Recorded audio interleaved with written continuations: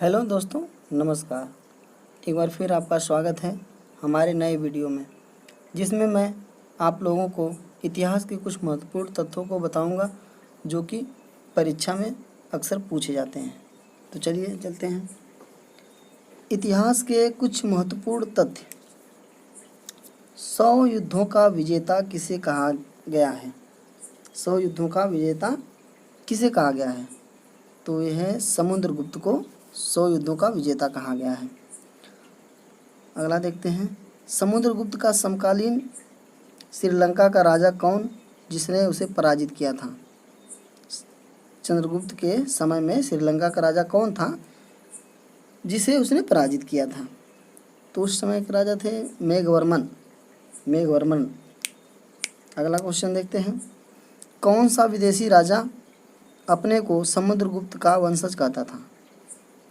कौन सा विदेशी राजा अपने को समुद्रगुप्त का वंशज कहता था? ऐश्वर्यपाल, जावा का राजा। चलिए अगला देखते हैं।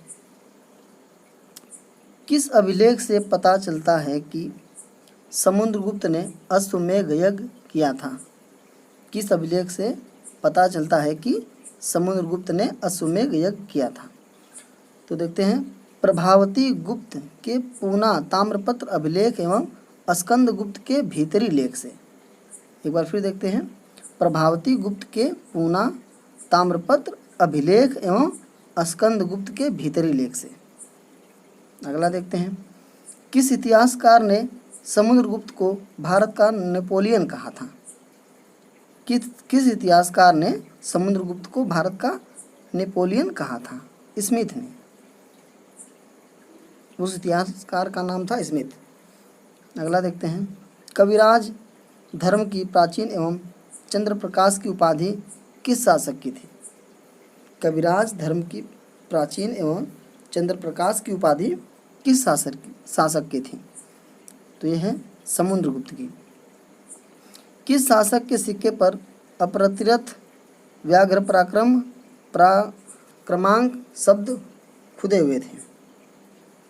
तो समुद्रगुप्त के शासनकाल में। अगला देखते हैं। किस विदेशी राजा ने समुद्रगुप्त को उपहार भेजकर गया में एक बुद्ध मंदिर बनवाने की अनुमति मांगी थी? किस विदेशी राजा ने समुद्रगुप्त को कुछ उपहार भेजकर गया में एक बुद्ध मंदिर बनवाने की अनुमति मांगी थी? तो उत्तर दे है श्रीलंका के राजा मेघवर्मन ने। श्रीलंका के राजा मेघवर्मन ने। किस शासक ने स्वयं को लिच्छवी दौहित्र कहा था? किस शासक ने स्वयं को लिच्छवी दौहित्र कहा था? तो यह है समुद्रगुप्त ने स्वयं को लिच्छवी दौहित्र कहा था। अगला देखते हैं। किस स्थान से गुप्त काल के सिक्के बहुत बड़ी संख्या में प्राप्त हुए? किस स्थान से गुप्त काल के सिक्के बहुत बड़ी संख्या में प्राप्त हुए? तो वो बयाना से हुए थे। बयाना जो कि एक स्थान का नाम है, वहाँ से प्राप्त हुए थे। किस शासक ने ध्रुव देवी स्त्री के वेश में शक शिविर में जाकर शक राजा की हत्या कर दी? किस शासक ने ध्रुव देवी स्त्री के वेश में शक शिविर में जाकर शक राजा की हत्या कर दी थी? तो चंद्रगुप्त द्वितीय ने ध्रुव देवी स्त्री के वेश में शक शिविर में जाकर शक राजा की हत्या कर दी थी। चंद्रगुप्त द्वितीय के अन्य नाम क्या थे? चंद्रगुप्त द्वितीय के अन्य नाम क्या थे? देवगुप्त, देवराज तथा देवश्री। चलिए अगला देखते हैं। चंद्रगुप्त द्वितीय की उपाधियाँ क्या थी? चंद्रगुप्त द्वितीय की उपाधियाँ क्या थी? विक्रमांक, विक्रमादित्य, परम भागवत, ये उनकी उपाधियाँ थीं। चंद्रगुप्त द्वितीय ने अपनी पुत्री प्रभावती गुप्ता का विवाह किसके साथ किया था? चंद्रगुप्त द्वितीय ने अपनी पुत्री प्रभावती गुप्ता का विवाह किसके साथ किया था? चलिए देखते हैं। वकाटक नरेश रुद्रसेन द्वितीय से। वकाटक नरेश रुद्रसेन द्वितीय से। अगला देखते हैं। चंद्रगुप्त द्वितीय ने किस शक शासन को पराजित कर विक्रमादित्य की उपाधि धारण की? चंद्रगुप्त द्वितीय ने किस शक शासन को पराजित कर विक्रमादित्य की उपाधि धारण की? रुद्र सिंह तृतीय को चंद्रगुप्त द्वितीय ने किस शासक को पराजित कर विक्रमादित्य की उपाधि धारण की? इसमें थोड़ी सी गलती हो गई है, विक्रमादित्य रहना चाहिए यहाँ पे, सॉरी उसके लिए। रुद्र सिंह तृतीय को। चलिए अगला देखते हैं। चंद्रगुप्त द्वितीय की राजधानी कहाँ थी? चंद्रगुप्त द्वितीय की राजधानी कहाँ थी? तो चंद्रगुप्त द्वितीय की राजधानी उज्जैन थी।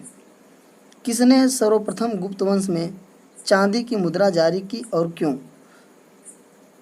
चंद्रगुप्त द्वितीय ने शकों पर विजय के उपलक्ष्य में जारी की थी चांदी की मुद्रा। किसने कहा है कि कुमारगुप्त प्रथम ने नालंदा महाविहार की स्थापना की थी? ह्वेनसांग ने।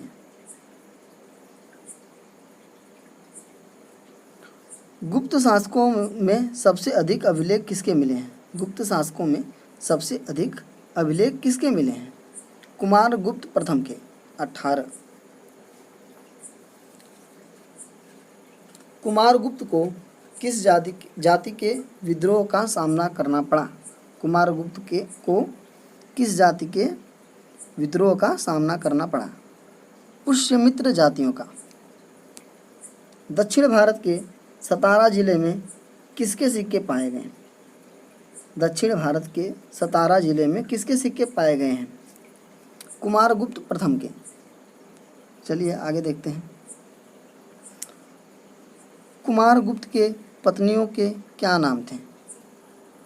कुमारगुप्त के पत्नियों के क्या नाम थे? चलिए देखते हैं। अनंता देवी तथा देवकी, ये दोनों इनकी पत्नियां थीं। प्राचीन भारत में वह वंश जिसका शासनकाल स्वर्ण युग कहा जाता है। प्राचीन भारत में वह वंश जिसका शासनकाल स्वर्ण युग कहा जाता है। तो गुप्त काल का शासन स्वर्ण युग कहा जाता है। प्राचीन भारत में सिंचाई कर को क्या कहते थे? प्राचीन भारत में सिंचाई कर को क्या कहते थे? विदक भागम कहते थे। Thank you for watching. धन्यवाद दोस्तों। आप मेरे चैनल को लाइक करें, सब्सक्राइब करें और बेल आइकन का घंटा जरूर दबाएं। धन्यवाद। तब तक के लिए नमस्कार। कल फिर मिलते हैं अगली वीडियो में। जय हिंद।